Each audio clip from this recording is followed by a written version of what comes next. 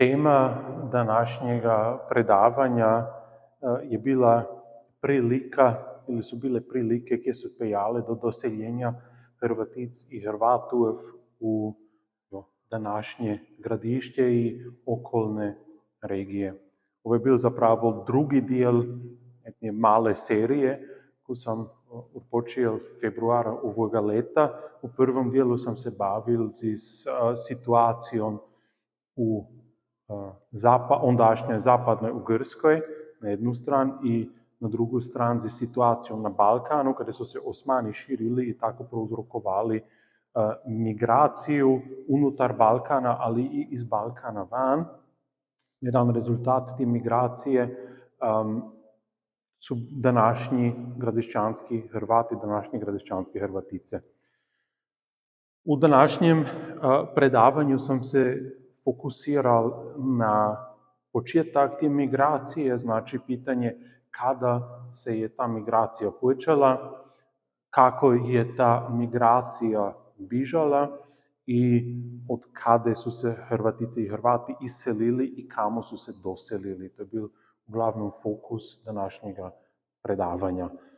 Prvoj točki, znači kada se je ta migracija počela, se mora reći da se je vjerojatno počela koncem 15. stoljetja, a nedaleko od Klimpuha, Porpuhi, se mora najprvo hrvatsko ime, i to najkašnje 1500. leta, a doselil se ta Hrvat vjerojatno par let prže, znači koncem 15. stoljetja.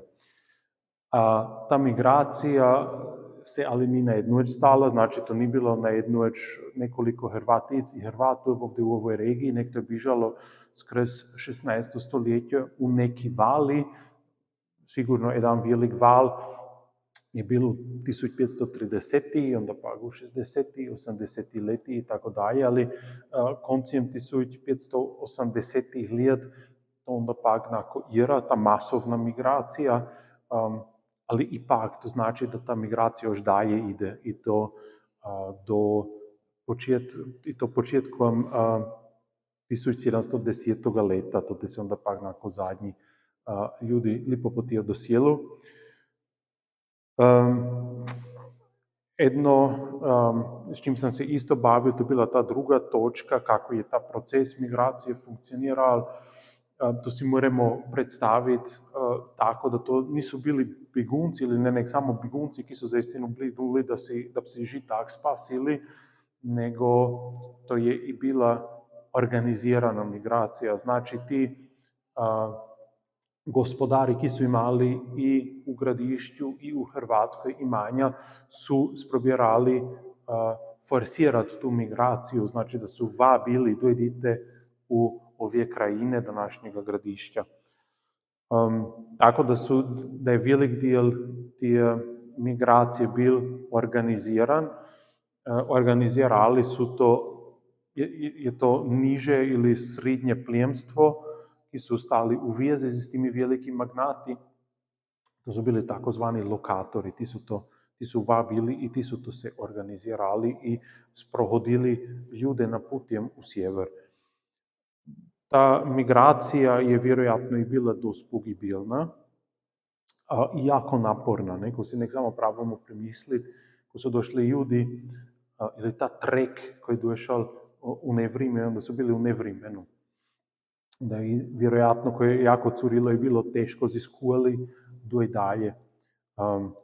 Če isto, da nas znam da čuda lahagje je ta distancija, ta da nas vedni nikarkova. Ko se sad sjedamo u auto, smo za 4 ure Zagrebi, ali vanu dob je ta migracija iz Hrvatske simo u Gradišće durala, visi kamo su se iselili, ali 2, 3, 4, znam da je 6 tajdan dugo.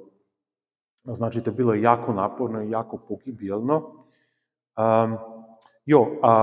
Tretji aspekt predavanja je onda pak bilo i pitanje od kada su se Hrvati kamo iselili. To sam se uglavnom držal, to je definicija koju je Neveklovski upejal u literaturu, i to da je glavni teritorij od kada su se Hrvati iselili, regija izmed rijekov Una i Kupa. To je uglavnom, vjerojatno i iz drugih dijeli Hrvatske, ali uglavnom ili najveći dio Hrvatici Hrvatov se iz te regije iselili.